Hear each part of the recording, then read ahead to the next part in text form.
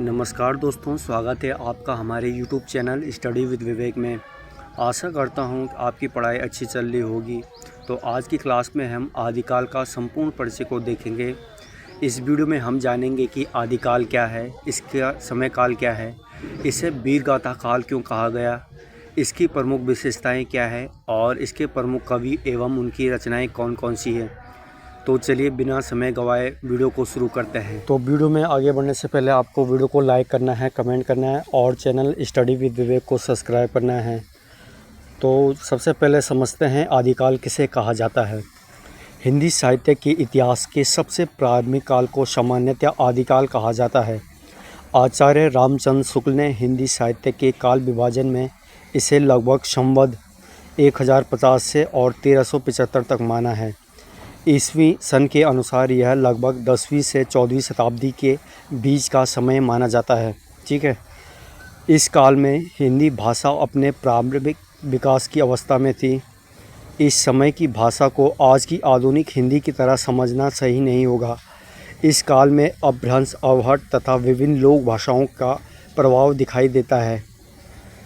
परीक्षा की दृष्टि से सबसे महत्वपूर्ण प्रश्न कि आदिकाल को वीरगाथा काल क्यों कहा जाता है। इस समय बहुत कवियों ने राजाओं और योद्धाओं की वीरता, युद्ध, शौर्य और पराक्रम का वर्णन किया है। कविताओं में युद्ध के दृश्य, वीर योद्धाओं के साहस और राजाओं की प्रशंसा प्रमुख रूप से दिखाई देती है। इसी कारण आचार्य रामचंद्र शुक्ल ने इस काल को वीरगाथा काल कहा। लेकिन ध्यान रखिए, आदिकाल और वीरगाथा काल को पूरी तरह एक ही मान लेना उचित नहीं है। आदिकाल एक व्यापक काल है, जबकि वीरगाथा काव्य उसकी एक प्रमुख साहित्यिक प्रवृत्ति है। अब देखते हैं हम आदिकाल की प्रमुख विशेषताएं। पहली विशेषता है वीर रस। आदिकालीन साहित्य में वीर रस की प्रधानता दिखाई देती है। कवियों ने युद्धों और वीर योद्धाओं के साहस का वर्णन किया। दूसरी विशेषता है युद्ध का वर्णन। इस काल में साहित्य में युद्ध और युद्ध के वीरों का पराक्रम का विस्तृत वर्णन मिलता है। तीसरी विशेषता है आश्रयदाता की प्रशंसा। उस समय कई कवि राजाओं के आश्रय में रहते थे, इसलिए उन्होंने अपने आश्रयदाता राजा की वीरता और महानता का वर्णन किया। चौथी विशेषता है श्रृंगार का वर्णन। हालांकि वीर रस प्रमुख था, लेकिन कई रचनाओं में श्रृंगार रस का भी प्रयोग हुआ है। पांचवी विशेषता है लोक भाषा का प्रभाव। इस समय साहित्य की भाषा में अपभ्रंश और विभिन्न क्षेत्रीय भाषाओं का प्रभाव दिखाई देता है। अगली विशेषता है ऐतिहासिक और कल्पना। आदिकालीन रचनाओं में इतिहास और कल्पना दोनों का मिश्रण मिलता है। कई बार कवियों ने अपने नायकों को वीरता को बढ़ा चढ़ाकर प्रस्तुत किया है। आदिकाल की प्रमुख साहित्यिक धाराएं। तो अब हम आदिकाल की प्रमुख साहित्य धारा को समझते हैं। आदिकाल के मुख्य रूप से वीरगाथा साहित्य, सिद्ध साहित्य, नाथ साहित्य और जैन साहित्य जैसी धाराएं दिखाई देती है। ठीक है, कौन कौन सी धाराएं हैं? वीरगाथा साहित्य, सिद्ध साहित्य, नाथ साहित्य और जैन साहित्य। तो देखते हैं हम पहले वीरगाथा साहित्य। वीरगाथा साहित्य में राजाओं और योद्धाओं के युद्ध, वीरता और पराक्रम का वर्णन मिलता है। इस साहित्य में वीर रस की प्रधानता है। इसके प्रमुख उदाहरणों में पृथ्वीराज रासो, आलाखंड आदि का नाम लिया जाता है। पृथ्वीराज रासो का प्रारंभ रूप से चंद्रवद राय ने रचना की है।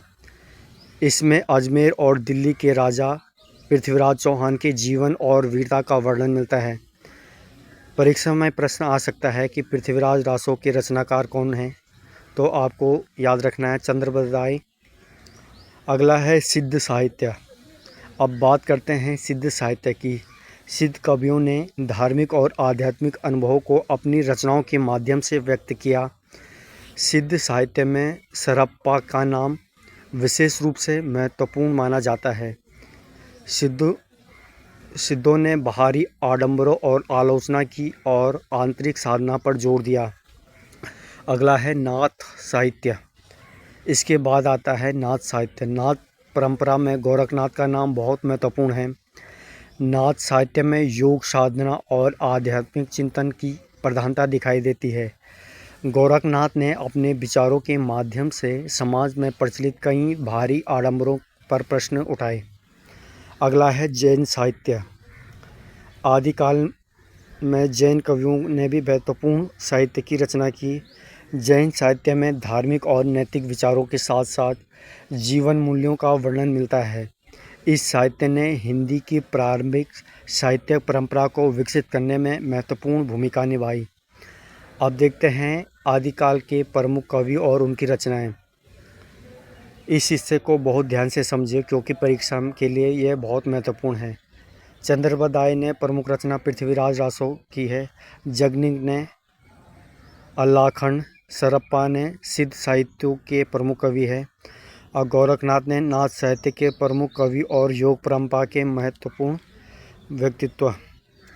परीक्षा में पूछे जाने वाले प्रश्न हैं कि हिंदी साहित्य का प्रारंभिक काल किस नाम से जाना जाता है।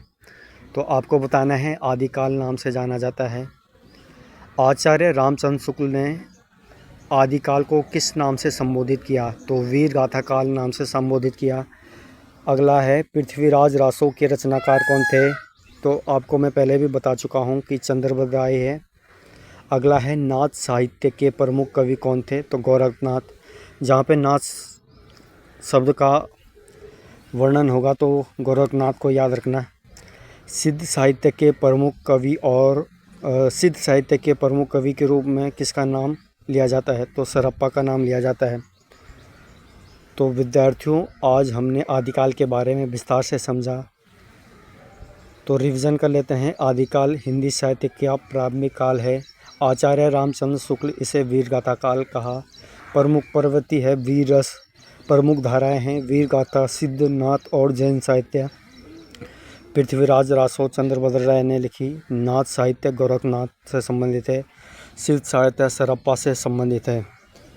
तो दोस्तों, आपसे उम्मीद करता हूँ आपको आज की यह क्लास पसंद आई होगी। आपको अगली क्लास किस टॉपिक पे चाहिए नीचे कमेंट बॉक्स में बताएं और वीडियो को जाते जाते शेयर ज़रूर करना, चैनल को सब्सक्राइब ज़रूर करना। ठीक है, मिलते हैं अगली क्लास में। तब तक के लिए धन्यवाद। जय हिंद।